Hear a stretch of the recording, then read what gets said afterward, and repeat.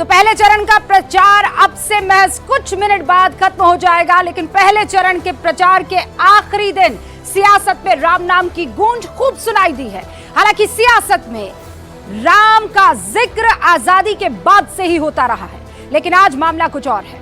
दरअसल आज जब अयोध्या में रामलला पहली बार रामनवमी पर अपने घर में दिखे तो जाहिर है देश का हर राम भक्त सुकून महसूस कर रहा था।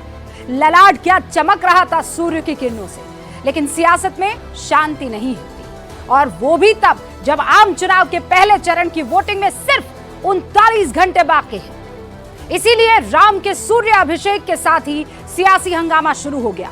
प्रधानमंत्री नरेंद्र मोदी ने भगवान राम के सूर्य अभिषेक को लाइव देखते हुए तस्वीर शेयर की। उसके बाद त्रिपुरा की राजधानी अगरतला में उन्होंने कहा कि इस तरह की रामनवमी 500 साल बाद आई है। सुनिए प्रधानमंत्री नरेंद्र मोदी ने क्या कहा।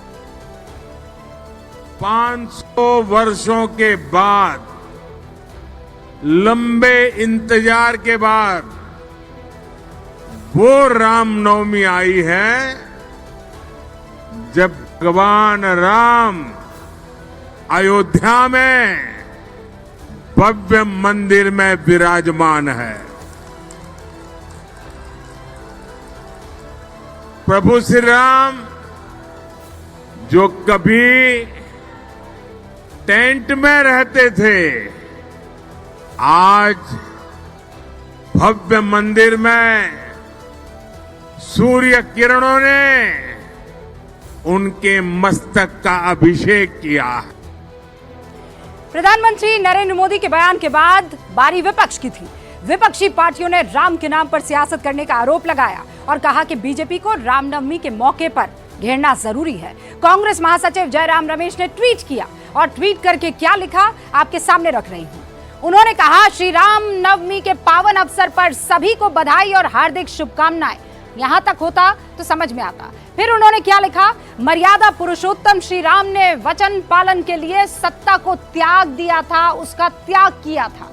आज उस मर्यादा पुरुषोत्तम राम के व्यापारी सत्ता में टिके रहने के लिए रोज अपना वचन त्याग रहे हैं। ये जयराम रमेश का ट्वीट था। उसके बाद आरजेडी प्रवक्ता राज्यसभा सांसद मनोज झा ने राम के नाम पर सियासत करने का आरोप लगाया, बीजेपी को कटघरे में खड़ा किया, पूरी कोशिश की। सुनिए उन्होंने क्या कहा। There is no copyright of BJP on Ram Navami or Maryada Purushottam Ram. I think you all have given that kind of direction. The fact remains, I adore Ram. I worship Ram. But I'll not go and seek a certificate from BJP. BJP की तरफ से भी विपक्षी बयानों पर जबरदस्त पलटवार हुआ। एमपी के पूर्व मुख्यमंत्री शिवराज सिंह चौहान, उन्होंने साफ कर दिया कि राम उनके लिए प्रेरणा है। वो राम का नाम लेने से कभी पीछे नहीं हटेंगे।